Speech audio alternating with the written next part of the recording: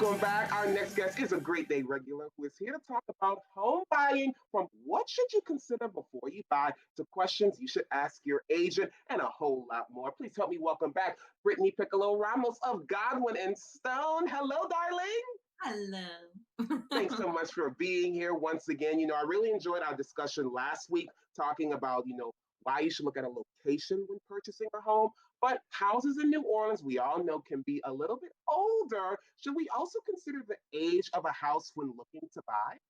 Well, it depends on who you are and what your needs are. I think that older homes are built even better than newer homes. So I like to do renovations. But if you want something low maintenance, you don't have to do anything. Obviously, not having to replace anything in the near future is an important factor. So you want to get something more newly built or built within the last couple of years. So if you like renovating, maybe purchase something older, especially if it's in the location that you want, but know that you do have some hills ahead of you to make that home maybe the one that you want. Very important tip right there. Yeah, Let's talk a little bit about. I'm so sorry. That's what's so No, go ahead. important, having a great realtor, because we can look at the bones of the house and say, yes, this is a good investment, or no, it's not a good investment. Potentially look at numbers, make sure you're in a safe place so that if you do need to do those renovations, you're going to be covered. So true. Let's talk a little bit about questions that we should ask our agent. They interview us, but we also should interview them as well. What are some questions we should ask our agent? Well, first off, you want to know how many transactions they've done. You want to know their experience. You want to see what they specialize in, because your agent can make or break your experience. So maybe that you have somebody that's pretty new to the industry or hasn't done it very many times. They might not know how to write they might not know how to write an offer or how to negotiate. They might not know the pitfalls of buying and selling a home, and then what to look for. And that's why it's so important to make sure not that you just work with somebody that maybe your friend knows, but somebody that's a really experienced realtor that does this as their full-time profession. So true. And you see some more questions right here. Let's talk a little bit about a lender. Why is a lender so important to add to the conversation when you're talking with your agent? So a lender is so important because they are the ones that are going to make it happen. Especially most people today are doing loans. So if you don't have a good lender, they could literally drop the ball right before the transaction is towards the end.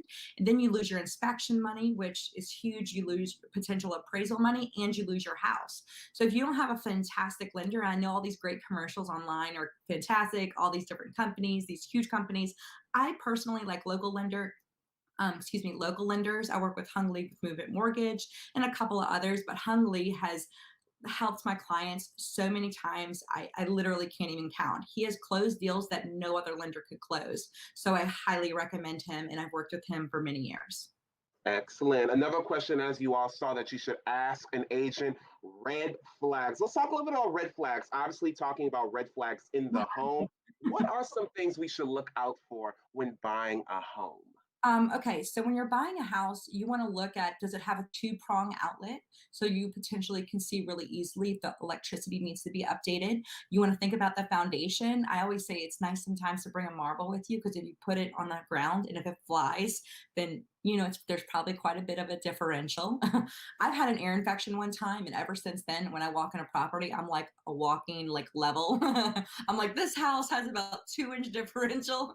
Water damage, you want to look and see, has the floors been updated? Are the especially if it's an older home, is the floor original? Does it have some, if it's plaster, is it still the original plaster? That means it probably hasn't been flooded. You want to find out what flood zone it is. Make sure that you get the disclosures from your agent, and that'll tell you all about that. And mold. People do not realize we live in the South. So many people have had issues with mold. It can be very detrimental to your health. So you want to make sure whoever your inspector is testing for mold. Genius. And you actually have a great tip when looking for mold. You're supposed to open cabinets. What's that tip?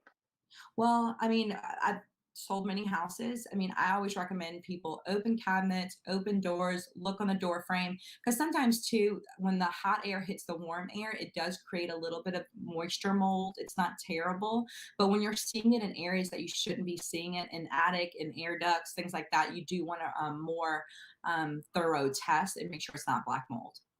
And I love that you always mention when we're talking about looking at buying a home, check those pipes.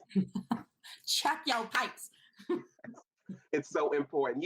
Also what's important is layout. Talk a little bit about why layout is so important when purchasing a home. I think layout is one of the biggest decisions on reselling. So, if and there are some ways to open up a floor plan, and make it feel more open without having to have something completely wide open, like a cafeteria. So, every person is individual, and it's funny because some people do like a little bit more broken up floor plan, but nowadays most people do want an open concept. So, if you are buying, make sure to get something that is open or can be opened, because if not, it may hurt your resale value.